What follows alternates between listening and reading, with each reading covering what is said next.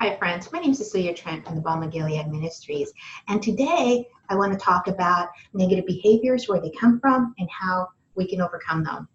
So the question is, do hurting people really hurt people? And the answer is yes, absolutely they do.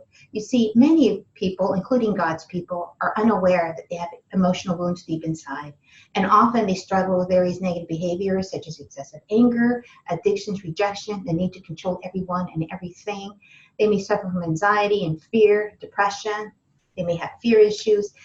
And they may even have trust issues, leading them to question every move that other people make. As you can see, these behaviors can hurt people and breaks down relationships. What is important to understand, though, is that these struggles are often symptoms of deeper-rooted issues of emotional wounds and brokenness that cause people to put up walls between themselves, others, and even God. And sadly, some even blame God for their struggles or have a hard time believing that He loves them. And this causes people to feel disconnected from God and others and breaks intimacy in relationships. And there are many causes for emotional wounds, whether it's betrayal, a loss of a loved one, childhood abuse, abandonment, divorce, physical or emotional abuse, or even broken relationships. In order to heal, though, the pain has to be dealt with. And yet, sadly, many people run away from the pain instead of letting Jesus heal their hurts. What they don't understand, though, is that deep wounds can affect relationships and even their choice of a marriage partner. And here's the thing.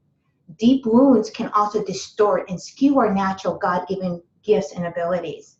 You see, truth distorted can become deception. And how does this play out in our lives? Well, love distorted becomes codependency.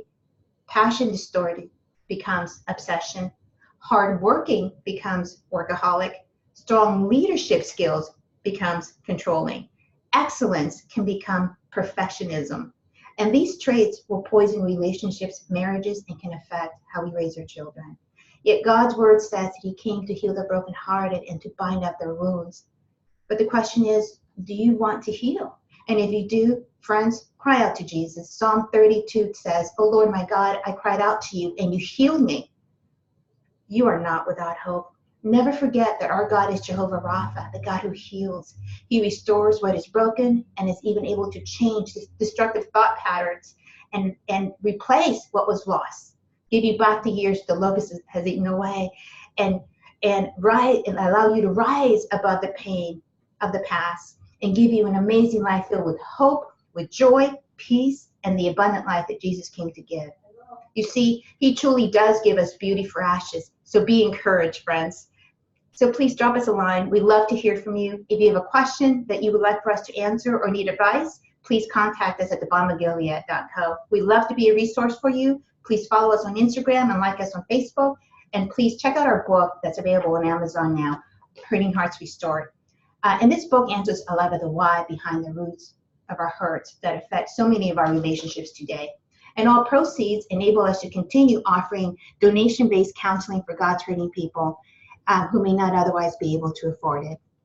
So until next time, God bless you. Stay in His grip, and drop us a line. We love to hear from you. God bless you. Bye-bye.